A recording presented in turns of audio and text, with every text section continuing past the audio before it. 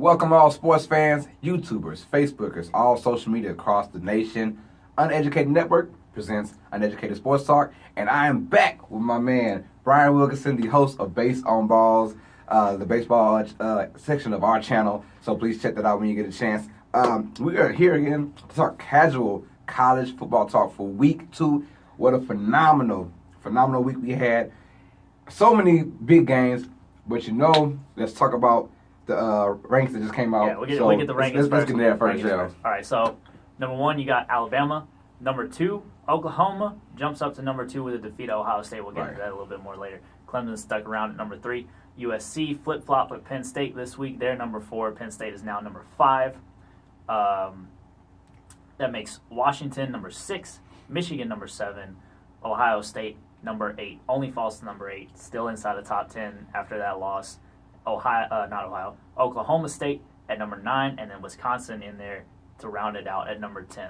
What do you think? Well, man, the most surprising one, I'll ask you that, what you think. But look, as I'm hearing that, Washington, they beat New Mexico State 6-3-7. But I'm like, I keep forgetting about Washington. I'm still putting USC over Washington, but I'm like, these guys, they didn't really lose a lot. They lost a lot on defense, but on offense, they didn't really lose besides John Ross. They didn't lose anybody on offense. So they're a team we reckon with. But outside of that, on the real, the Oklahoma defeating Ohio State, that kind of shot me to put them to number 2. 5-2. I didn't say it was a big game. It was a big game, but they basically just jumped over USC, who beat Stanford. And I'm like, USC's been, they've been getting kind of like snapped around by the rankings so far, USC's so they do go to number 5 now from I guess it was 6. No, they were number 4. They were number 6. Now they're number 4. Yeah, they were number 4 to start, but they dropped to 6. They started to 5, 4, dropped to 6. Yeah. Now they're back in. And then Oklahoma goes up and goes to number 2. Yeah. So I thought, yes, it's a big win. I wish the AP could decide what they want to do, what they want to represent with this kind of nonsense, bringing USC up and then down and up. But I think all they've done is win this season. Yeah, USC still at 5 and Oklahoma going to number 2. That kind of shocked me. I'll advocate for Oklahoma at number 2. Right. I'm not an Oklahoma fan. I'm a UT fan, but I'll advocate for Oklahoma at number 2 because they beat number 2. Right. Clemson is number 3. They played nobody week 1, and they played Auburn this past week. Auburn was ranked 13. But Ohio State was ranked 2. Right. So you beat the number 2 team in the land. You were already number 5. Right. To me, that makes you number. You could make a case. Right. You could make a case for Oklahoma to be number 1 because Alabama only beat Florida State. They were number 3. Hey man. So Oklahoma beat number 2. Right. Alabama only beat number 3. If you were that kind of man, because they both played a nobody. Alabama played Georgia Southern week 2, stomped them. And Oklahoma played UTEP week 1, stomped them. Oklahoma's win looks better than Alabama's win. Right. You can make that case in college football. You could, and I think they wouldn't, but you could make that case. At the end of the day, we know they won't. Yeah, we know they won't. But you could. As long as you keep winning, if you're bandwidth, you end up 1 or 2 if you just keep winning. My thing is, but I don't discredit the USC victory over Stanford. That was a tough team. And to go in there and to beat them 42-21 and basically manhandle a good Stanford team, a David Shaw coach team.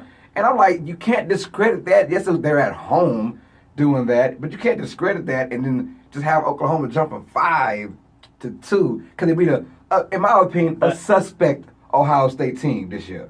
Suspect. That's true. But Oklahoma was 5. USC was 6. Right. So they were already headed to the middle, which is true. And Clemson didn't lose. If Clemson had lost, then you could make a different case. But Clemson didn't lose. They won, so they got to stay number 3. Obviously, nobody's dethroning Bama. That leaves you in a little bit of a pickle if you're a voter, if you're an AP pollster. I understand the respect for Penn State because they won the Big Ten last season. I understand the respect for Washington, number 7, because they made it to the playoff. They won the Pac-12. Chris Peterson is an amazing head coach up there in Washington. This is the guy that brought Boise State out of Division II and into the Statue of Liberty, baby, and into the Fiesta Bowl. So I understand the respect there, but flip flopping those 2 teams, just AP. What do you want to do with yourself? The good thing is explain it. It's early. Explain it. Yeah, it's early, so it doesn't really matter. It is early. These are for fun. I mean, it's just like I said, it's for fun. Once you get down to crunch time, you're talking like week 8, 9. Yeah, that's when you start like really focusing on that top 4, top 5 as well. So that was big, man. But let's talk about the big headline game of that day, of that Saturday night. It was the Oklahoma Sooners going into Ohio State and defeating those Ohio State Buckeyes. The reason why the Sooners are number 2. Handily, pretty much. 31-16. It was a game. Now, don't be fooled by that scoreline because this was a game. This was not just, I mean, Oklahoma didn't come in here and run the show from the start. Granted, they had a very good offensive showing against that defense. But the first half of this game was a battle, man. Right. Baker Mayfield, they would go down to and get stopped, at the 20 right outside the red zone, and then Ohio State would get the ball and they would drive, up close around midfield and start getting close, and they just would. Those two defenses were not giving up anything in the red zone for the first half of that game. We went into halftime with a scoreline of, I think it was 17 to 13. Something like that. It was a 4-point game. It was a 4-point game going into half, and then coming out of the half, Baker Mayfield and company just came out and supplanted themselves and said, "This is our game." Right. This is our game. Well, I told you, man. I said Deshaun Watson's gone. Baker Mayfield is my new favorite quarterback, and now I'm rooting for this guy. I'm rooting for Oklahoma just because they're in that Big 12 that gets no love kind of conference. That was a huge win. Yes, I said Ohio State was going to win. I just figured it's in Ohio State. They're in the shoe. Yeah, it's in Ohio State. They gotta win it. You got JT Baird, who's like a 12th-year starter. And you got guys who he's been there for a long damn time. Just saying. I just figured that just being the the shoe, they would win because they went into Oklahoma and basically dominated. I thought they didn't really fall off that bad. Just defense fell off a little bit, but offense, they looked bad on offense, man. To be honest, they had some drives and it just stalled out, a lot of them. Am I shocked? I'm not shocked. It's still Oklahoma, who's still the kings of the Big 12. They are. Yeah, they're the kings. Whether you like the Big 12 or not. They're the kings. So it's not really a fluke that they won, but I'm glad they won because I like, me, I love controversy. Yeah, so everybody loves upsets in college. That right there. Now, we talked about Ohio State having trouble against Indiana, especially in that first half against Indiana. And we said in our last show, if they somehow lost, is it over with? I want to know from you, does Ohio State still have a chance to make it into the playoffs? They do. They have a chance. Why is that? Their chance, beat Michigan. They beat Michigan and win that head-to-head matchup and go to the Big Ten championship and win the Big Ten, they're in. It's done. Big Ten winner is in this year's college football playoff. So if Ohio State runs the table from here on out, beats Michigan, and wins the Big Ten championship, they're in. So their season's not over, especially if OU keeps winning and wins the Big 12 like it looks like they're going to do. They do have Oklahoma State is in the top 10, so that's setting up a big showdown out there in Stillwater November 4th. This season. November 4th. That's going to be a very important game for Ohio State fans. I can't wait for that. I still think Oklahoma State they'll click. If Oklahoma, assuming Oklahoma goes on, Oklahoma goes on to win the Big 12. This loss looks really, really good for Ohio State. If they win the Big Ten, they're probably in. I'm on the fan. I said last show, I'll say this show. No, I don't think they get in. You had a bad showing against Indiana, yes. But Indiana's it's Indiana. They're known for basketball, not football. So they go out there, yes, they have a decent offense. And they did win. I forgot who they played, but Indiana did beat someone this week pretty handily. With that Virginia. University of Virginia. Okay, yeah. And which is not a slouch team. It's a decent Division I team. So they go out there and handle their business. But that being said, they had a poor showing until the end against Indiana. Then they come out here at home. That's my problem. If you go into Oklahoma and you lose, it's fine. But when you go at home in front of all that crowd and you face an Oklahoma team and they kind of, just straight up beat you. It wasn't really. It wasn't nothing tight. It wasn't nothing like oh my God. They put it away. Handily they put it away in the third quarter. Handily beat them. I think they had no chance to come back, even if they do beat Michigan. Now, granted, I'm not the voters. They can easily run the table. Right. But we're saying that. But, man, I can see Ohio State losing another game before the Michigan game. Oh, another game. I don't know who it is. I don't know, but I can see them losing to somebody because I just don't trust their offense. And there's been reports that, is JT Barrett going to still be the starter? Now, everybody say he's going to be starter. But if those talks come out, hold on. So the big word, not just the victory, but now you had the celebration. And we've seen plenty of great celebrations in our lifetime. I love this. Baker Mayfield basically, He got the flag, the OU flag, and he was twirling around. Paraded it. Paraded it around the horseshoe. We knew last year that Ohio State sung their band song so it kind of was payback time, and Baker Mayfield, whether he apologized or not, he knew what he was doing from the get-go. I don't need none of that. Yes. I don't care what it was, spurred him over my ass. I knew he was going for it.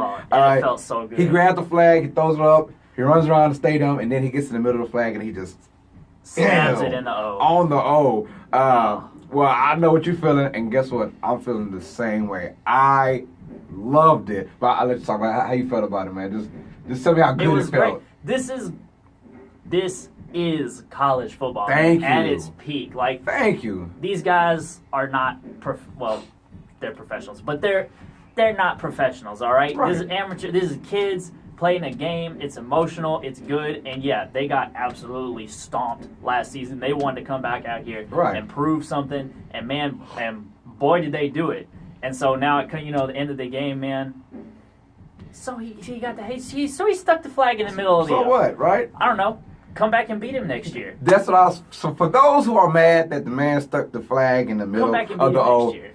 Here's how you stop it. Ohio State fans, you tell your team to beat them. It is what it is. It's college. So what? He stuck it up. It didn't even stick in there. Yeah. He hit it in the field. But my thing is the land of stuff. I don't think anybody from Alabama has forgotten Peyton Manning conducting the band. After they had finally beaten Alabama for the first time in like 10 years. Right. And him conducting the final showing of Rocky Top out there in Alabama. Or Coach Steve Spurrier back in his Duke days. Bringing Duke their first ACC championship.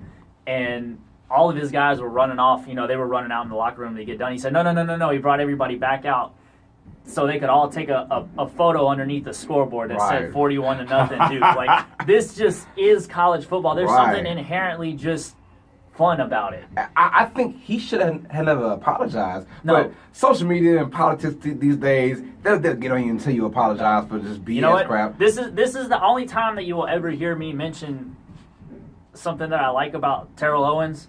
But when he ran up into the center of the star and laid down, he didn't apologize for that, man. Nope. No, you don't apologize for that. You don't like these people. These people are not your friends. You don't care. Right. You don't apologize for that. I love it. I loved every second of it. I think, like I said, they felt some type of way when Ohio State sang the song. The best way to do that, to not have that happen, is to beat them. Win. Well, vice versa. Yeah. Ohio State. Don't give them a reason. Yeah, don't give them the opportunity to do something. Exactly, man. So that was magical. I loved it. Like you said, college football at its finest. That's what we want to see. And I was happy for Oklahoma beating Ohio State. So it is what it is. Let's just run a few games. We had a lot of great games last week. Just go through it. Clemson and Auburn. Clemson wins 14-6. I was wrong. I was wrong.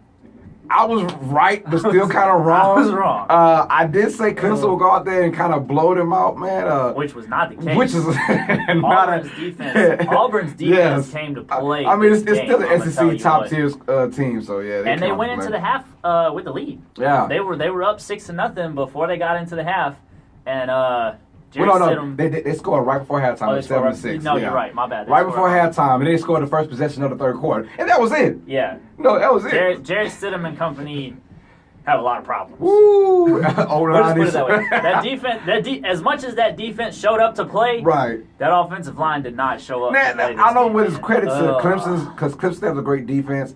But at the same time, man, he got sacked 10 times. 10 times. 10 times. And he was running like a deer in the headlights. He had no space, no air. It felt like Eli Manning against the Cowboys. Just saying. Which is a real shame because Clemson didn't have anybody that could cover Davis. No. He was beating everybody off the line. He had, I think, in the first quarter alone, there was 3 defensive penalties called on the cornerback. Not just one cornerback, but any cornerback that was covering Davis for holding because they could not catch him off the line. That's crazy. It was just, they should have won.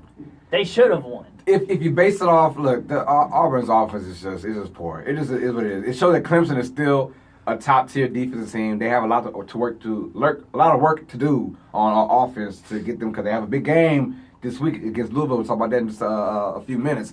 So they have a big game to worry about. They have to work more on that offense to get ready for Louisville. But we also have USC versus Stanford. And that's the one that gets me about the top 10 AP poll. USC defeats Stanford 42-21, and it was basically a shellacking. It wasn't really close at all. Don't let the score fool you. It felt more like 21. It felt more like 31-21. But I just want to know your thoughts on USC. Are they for real in your opinion? Because they're for real in my opinion. But are they for real in your opinion? This is game right here, USC and Stanford. You can't deny it. As much as I would like to at this point, you know what? They went out and beat the number 14 team in the nation handily. At that. They also beat a Western Michigan squad that was very, very good last year, despite what their conference may or may not tell you as a fan. They were a very, very solid squad last year. So at this point, I kind of have to. It's there. It's kind of. This is still Washington's conference to lose, but USC is officially the number 2. Yeah, I think it's USC's conference to lose. I think ever since Sam Darnold touched that football, they've been a completely different team. Not saying they're going to beat Alabama or nothing like that, but this is a different team now with Sam Darnold at the field. He most likely will win a Heisman Trophy, or it could go to back-to-back when Jackson had a crazy game against North Carolina. With those 6 overall touchdowns. Not riding the bandwagon with your boy Baker? Nah, not yet. Not yet. He hasn't had that. He will. If he has that moment, that one game-winning drive kind of moment going on, and he stays playing the same way he's playing, I might put him up there. But right now, yes, they beat Ohio State, and the flag was a beautiful thing to do. That was very beautiful. But once he gets that close game, because they will have a close game somewhere in that Big 12, because this offense is just freaking nasty out there. And the defense, it's Texas. It's the Red River. It's the Red River. You think so? Whatever it is, that rivalry game, you can throw everything else out of the window. As soon as those two teams step into the Cotton Bowl, it's something totally different. And I don't know that necessarily Texas is going to win that game, but that's going to be that game where you're going to be like, does he have it or does he not have it? I'm telling you, it's going to be that game. Rivalries, like you said, rivalries like that, throw them out the window, man. So I think USC showed a lot to me because I had them winning the game, but I didn't think they would win it so handily against Stanford. But I'm excited to see where they keep going with this because I got USC, man, as one of them big dogs. I got them. So we'll see about that. And in the last game we're going to talk about from last week, Georgia goes into South Bend, Indiana, man, and take care of business. Barely. They won, and they got the hell out of Dodge. I know that. They beat Notre Dame 20-19. I don't know the kid's name. I forgot. You might know it. With the one-handed catch. That was beautiful. That was so beautiful. I don't know his name, but he was on SportsCenter everywhere with that catch. I remember that. That was beautiful. But this game right here, Georgia, you got them pretty good, huh? You got them pretty high. They're going to be good. How good you think Georgia can be? If everything's going right for them. Can be? Yeah. Georgia can beat Alabama this year. Really? This season. Georgia can. This Georgia team, all right, that sounds crazy, but listen to me. They got a second-year gunslinger back there in Jacob Eason when he gets back from his injury, so he's going to know a lot more about how to play that position and what to do and what Alabama can throw at you.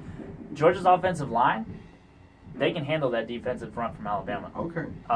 Not only that, Georgia has probably the best running back tandem in the country. I'm not talking about in the SEC. I'm talking about in the entire country in Sonny Michel and Nick Chubb. That's two guys that it don't matter who you play. You know you can turn the ball, you can turn around, hand the ball to those guys, and they're going to get you yards. Right. And this defense, man. If Alabama doesn't change something about the way they play in offense, that's one key. This defense swarms to the ball. They create turnovers. They're going to eat up Jalen Hurts and company because outside of Stephen Ridley or Calvin Ridley, I'm sorry, Stephen Ridley. Outside of Calvin Ridley, man, they don't have a guy on offense. Right. No. This defense is going to eat them up. If everything goes right for Georgia, they can dethrone Alabama this season. Man. Oh, you got me excited about that game now. Whenever they do play, whether it be the SEC championship. If that's the matchup in SEC championship, that's going to be a real game. It looks like right now it could be. Georgia going to Notre Dame. I don't care what rank Notre Dame is. I don't care what kind of talent they have. When you go into South Bend and you handle business, and this is a good Notre Dame team. Let's not get it twisted. This is a very good team. They're ranked in the top 25 for a reason. Yeah. So you go in there and you defeat them. that's a plus for me. And it looks good on your resume. It does. It looks very good. So right now you can get an early SEC loss. Granted, to I don't know who in the East is going to beat Georgia. To be honest, but you can get an early SEC. Yeah, no one's right. Well, just in case, say Tennessee comes in and beats them, just in case you have that early resume that looks good for you. Then if you can ride it all out, SEC championship, and who knows what happens from there. So I'm excited about that because Georgia, like you said, I'm kind of hopping on that Georgia bandwagon like you, just a little bit. I got to see more. But nonetheless, a great victory for Georgia and Notre Dame, man. So let's talk about next week's schedule. Well, this week's schedule coming now for a second. Did you see the hype video for the Texas versus USC? The Fox commercial. The Fox. So good. Oh my God! If you guys haven't seen it, please, look it up on YouTube. It's Texas versus USC. It's the commercial. Rematch. The rematch 11 years ago. My thing was, I loved it. It had the Vince Young. It kept rewinding the tape. Yep. Yeah, Vince Young went into the touchdown for the game-winning Wow. touchdown against USC 11 years ago. Such a great game. The only problem for me about that is just Texas freaking sucks. Texas sucks. I'm sorry, they suck. USC is about to blow them out. If Texas was somewhat okay, a decent team, blow them out. Blow them out. Blow them out. All right. Then USC is going to blow Texas out. If you thought Maryland was bad against Texas, USC is about to blow them out. That's my prediction. I'm going to go ahead and I'm going to say 45-14, something like that. 45-14. Yeah, I just think we no contest at all. Damn. I mean, don't get me wrong, anything is possible, but the hype commercial, USC was like, just when we didn't need enough ammo against Texas, now we see this commercial, we want to beat the hell out of Texas now. We weren't even there. We was 5 years old when they lost. When that happened. So I'm very excited about that game, just to see how USC, if USC comes out there and they put a butt whooping on Texas, that right there, my Skip Bayless, you can stamp it. You can stamp it, man. Them boys is for real. They go out there and demolish Texas. Now, they go out there and play around Texas and win by 2 touchdowns. And I'm like, all right, USC has a lot more work than what I thought. Well, but I don't know. That ain't happening. That ain't happening. I'm going to tell you, okay, first of all, Texas doesn't play defense. We got that. Maryland scored 51 on you. Texas don't play defense. Whatever. Texas does play offense. Okay. All right, I'm gonna tell you right now, this Shane Buechele kid they got playing quarterback. Right. This dude is smart, and he's got an arm. He's accurate. He can fire a football downfield. I'm talking, he can make the big throws for you. He's a Tom Herman type of guy who can just fire a football downfield, and you know he's gonna hit that receiver in the hands. Okay. Texas is gonna bring some offense to this because Tom Herman has a lot to prove to his Texas boosters. I don't like them people at all. The Texas boosters, man, he's got a lot to prove to those guys. This is going to be important. If he goes out and knocks off number 4 USC, buddy. And what's Tom Herman's staple? Offense. My dude is going to come up with some type of shotgun Tom Herman scheme, and Texas is going to bring some offensive firepower. That's his only saving grace for the rest of the season. He's got to make that happen. He's got to make that happen. Hey, I don't know that I don't know that Texas is going to win. I don't know that Texas is going to win. I want to say they're going to win. I'm going to say they're going to win. I'm going to say Texas is going to win. Whoa, Texas is going to win this week. Texas is going to win this week. It's not going to be anything crazy. You two have no love for USC, huh? Nope. God, nope. no love for Texas USC. is going to win this game. It's going to be 41-38. Oh, Texas. 41-38. Hey. University of Texas. That's a game I'm willing to watch then. I was going to watch it regardless, but I'm going to watch it now. It's going to be 41-38. 41-38 Texas. Yep. Good God. Well, I got 45-14. He's got 41-38, so we're going to see what's over about that. It's going to be a fireworks show. Yeah. All right. Well, shit. And look, the biggest game on this week's docket is going to be Clemson going into Louisville to face the reigning, defending Heisman Trophy winner, and they're facing the reigning, defending champions. National champions. Only happened like 2 or 3 times in the history of NCAA college football. But I want to know, how do you feel about this game, Clemson going to Louisville? Because this could be a Lamar Jackson got a score to settle. Right. Lamar Jackson has a score to settle by himself. This man scored 5 touchdowns in the game last year, and they still lost. This man has there's no explaining or quantifying that type of a feeling. When you go out and you put 5 scores up on the board for your team, you're single-handedly responsible for it, and somehow you can't come away with it. With Clemson not having Deshaun Watson at quarterback, having Kelly Bryant. Kelly Bryant. Kelly Bryant. I said it backwards. I'm sorry. I'm sure he'll forgive me later. But the inexperience of his quarterback means that Louisville's defense doesn't have to play up to what they had to play up to with Deshaun Watson and company last season. That being said, this is going to be another one of them shootout type games. Lamar Jackson's going to come to play. He's going to come out firing because he's got something to prove. You know, Clemson has been the thorn in his Achilles heel up until this point in time. Now, like we did see last week, that defense can come to play. But I think the reigning Heisman Trophy winners is going to be a little too much for him to handle. And I think the atmosphere of how big this last week's game was a big game for him at home. This week's game is going to be even bigger and on the road inside of the ACC, inside of his division inside of the ACC. That's just a tough task for a freshman quarterback, man. Yeah. So I had Louisville pulling this one out too in a close one. I'm gonna call this one. I'm gonna call this one 45-41. 45-41. Dude, I'm actually with you.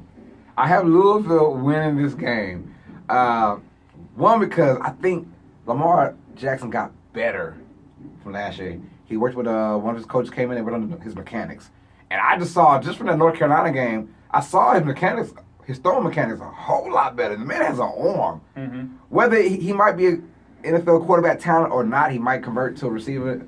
Who knows? He's just too small for me, in my opinion. But in college, my goodness, I think they go in there and I think they put a butt whooping on Clemson. Really? I don't really call it unless Kelly Bryant can show me that they have more than just a few wrinkles and toss plays and sprint plays.